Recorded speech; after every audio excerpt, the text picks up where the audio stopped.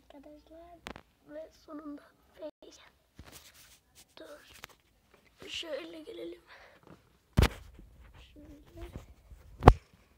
Şu an dışarıdayım. Dışarıda Minecraft çekeceğiz. Şuraya alayım facecam'i. Facecam geldi. Create world. Evet. Şimdi yüksekten slime block'unu atlayacağız. Çok yüksekten slime block.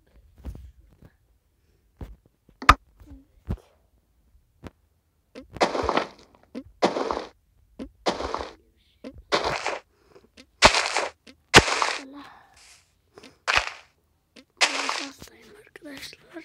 Facecam.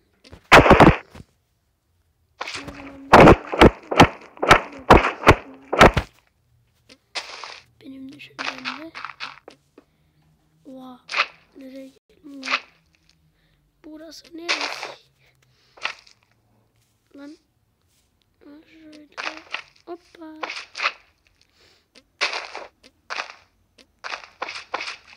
Şöyle. Oha, araba geçiyor.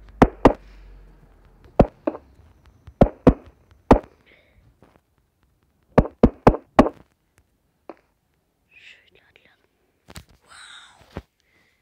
Evet arkadaşlar, atladık. Bugünlük videomuz bu kadar. Güle güle.